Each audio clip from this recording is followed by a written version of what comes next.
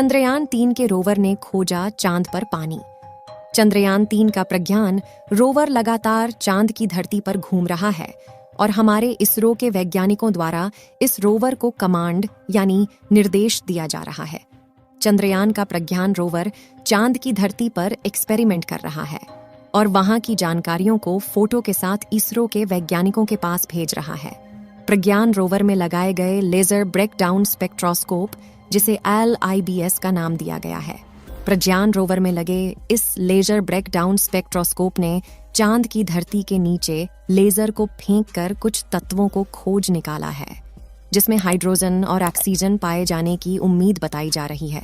आपको जानकारी के लिए बता दें कि जो पानी होता है उसमें हाइड्रोजन और ऑक्सीजन के मॉलिक्यूल्स मिले होते हैं, यानी कि हाइड्रोजन के 2 अणु और ऑक्सीजन के 1 अणु को आपस में मिला दिया जाए तो पानी का निर्माण होता है। अब आपके मन में सवाल आ रहा होगा कि जब प्रज्ञान रोवर ने चांद पर ऑक्सीजन और हाइड्रोजन की खोज कर लिया है, तो इसका मतलब यह है कि चांद पर पानी पाए जाने की पुष्टि की जा सकती है। चंद्रयान-3 ने चांद पर पानी को खोज कर लिया या नहीं, इसको जानने के लिए वीडियो को अंत तक जरूर देखें। इसरो के वैज्ञानिकों ने यह भी बताया है कि इस समय चंद्रयान के रोवर के सामने मुसीबत मंडरा रही है, जिसका सामना करते हुए अपने मिशन को 14 दिनों के अंदर पूरा करना होगा। इसरो ने जानकारी देते हुए बताया कि हाल ही में प्रज्ञान रोवर के सामने 4 मीटर का लंबा गड्ढा आ गया था। जो तस्वीर इस समय आप अपने मोबाइल फोन पर देख रहे हैं, यह वही गड्ढा है जो प्रज्ञान रोवर के सामने आया था और इस गड्ढे की चौड़ाई लगभग 4 मीटर है।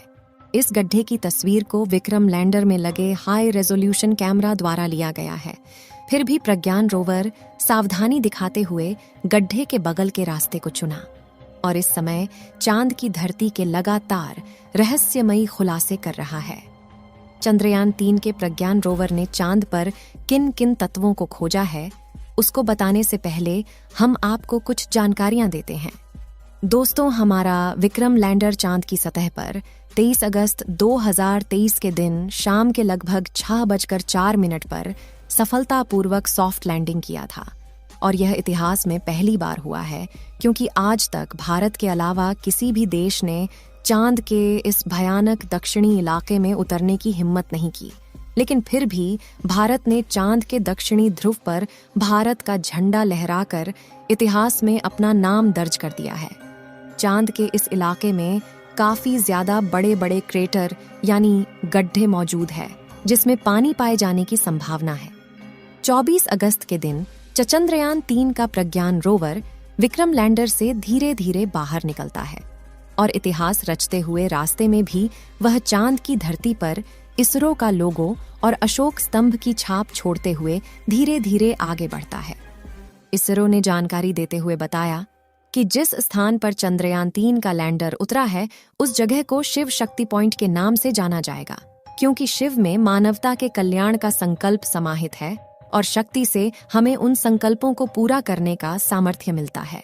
दोस्तों, इसरो वैज्ञानिकों के अथक प्रयासों और करोड़ों भारतीयों के दुआओं के नतीजे आज हमारा चंद्रयान-3 चांद के दक्षिणी ध्रुव पर अभी भी शान से खड़ा हुआ है और इसे चांद पर लैंड किए हुए 1 हफ्ता हो चुका है और अब यह मिशन बस 1 हफ्ता और चलने वाला है, जिसके बाद चांद पर फिर से 14 दिन के लिए रात हो जाएगी, क्योंकि प्लान के अनुसार लैंड करने के बाद उसे 14 दिन रिसर्च का काम करना है। यही वजह है कि जिस दिन से चंद्रयान ने लैंड किया है, तभी से हमारा प्रज्ञान रोवर चांद की अंधेरी व रहस्यमयी दुनिया के बारे में बड़े बड़े खुलासे कर रहा है। इसके साथ ही यह चांद की जमीन पर भारत की एक ऐसी अमिट छाप छोड़ रहा है जो आने वाले कई सालों तक नहीं मिटेगी। जैसे ही चंद्रयान-3 ने चांद की धरती पर लैंडिंग की, हम सभी ने चंद्रयान मिशन के कामयाब होने का खूब जश्न मनाया। लेकिन सही मायनों में देखें तो यह मिशन वहां पूरा नहीं हुआ था, बल्कि लैंडिंग करना तो इस मिशन का सिर्फ एक हिस्सा था, जबकि आगे बहुत काम किया जाना बाकी है। दरअसल इसरो ने अपने इस मिशन को 3 हिस्सों में बांटा है, जिसमें पहला उद्देश्य चांद के दक्षिणी ध्रुव पर लैंड करना था, जो कि हम 23 अगस्त को ही कर चुके हैं। इसका दूसरा उद्देश्य प्रज्ञान रोवर को सफलतापूर्वक चांद की सतह पर उतारना और एक जगह से दूसरी जगह भेजना है।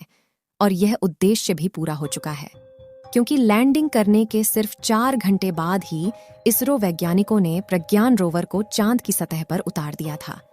ये काम पूरा होने के बाद अभी तीसरा उद्देश्य बाकी है, जो है चांद पर रिसर्च और परीक्षण करना। और आपकी जानकारी के लिए बता दें कि इसरो के वैज्ञानिकों ने अपने उद्देश्य को पूरा करने का काम स्टार्ट भी कर दिया है और लगभग आधा मिशन पूरा भी हो गया है, जिसमें प्रज्ञान रोवर ने चांद की मिट्टी में उपस्थित मिनरल के बारे में बताया है। चंद्रयान 3 ने कुछ मिनरल के बारे में पता लगाया है, जिनमें aluminium, calcium, iron, chromium, titanium, manganese, silicon और ऑक्सीजन भी शामिल है। इसके बाद इसरो ने बताया कि प्रज्ञान रोवर और विक्रम लैंडर में लगा पेलोड उपकरण एक्टिवेट कर दिया गया है और सारे सिस्टम एकदम सही तरीके से काम कर रहे हैं। तो अब यह सवाल आता है कि रोवर चांद के इस इलाके में इसके अलावा कौन कौन सी रिसर्च करने वाला है।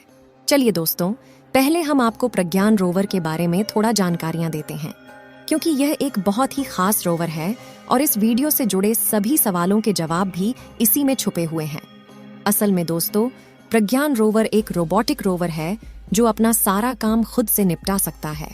और सबसे अच्छी बात यह है कि यह पूरी तरह मेड इन इंडिया है, यानी इसमें लगा एक एक साइंटिफिक उपकरण इंस्ट्रूमेंट इंडिया में ही बनाया गया है। इसके अलावा अगर बात करें तो इसकी लंबाई 91.7 सेंटीमीटर, चौड़ाई 75 सेंटीमीटर और ऊंचाई 39.7 सेंटीमीटर है। साथ ही इसका वजन 26 किलोग्राम है। यहाँ गौर करने वाली बात यह है कि 26 किलोग्राम का वजन पृथ्वी पर है। अब क्योंकि चांद की ग्रेविटी पृथ्वी से 6 गुना कम है, तो ऐसे में चांद पर प्रज्ञान रोवर का वजन सिर्फ 4.5 किलो के करीब रह जाता है। नेविगेशन के लिए इसमें पीछे की तरफ 2 कैमरे लगाए गए हैं, जिनके नाम नेविगेशन कैमरा लेफ्ट और नेविगेशन कैमरा राइट है। यह कैमरे प्रज्ञान रोवर की 2 आंखों की तरह है, जो इसे सामने मौजूद बाधाओं के बारे में अवगत कराते हैं।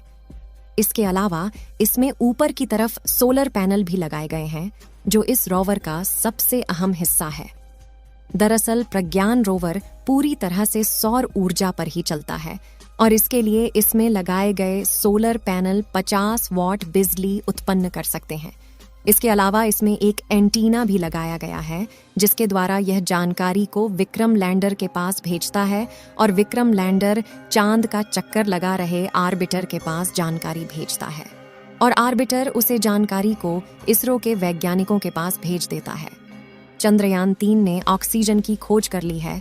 अगर यह चांद पर हाइड्रोजन की खोज कर ले तो चांद पर पानी की पुष्टि की जा सकती है। इस वीडियो को 1 लाइक जरूर करें और अपने मित्रों तक इस वीडियो को शेयर करें, ताकि उन्हें भी जानकारी मिल सके। और भी नॉलेजेबल वीडियो के लिए अपने भरोसेमंद चैनल को सब्सक्राइब जरूर करें और बेल आइकन को ऑल पर सिलेक्ट करना बिल्कुल ना भूलें। मिलते हैं किसी और नॉलेजेबल वीडियो के साथ। वीडियो को अंत तक देखने के लिए धन्यवाद।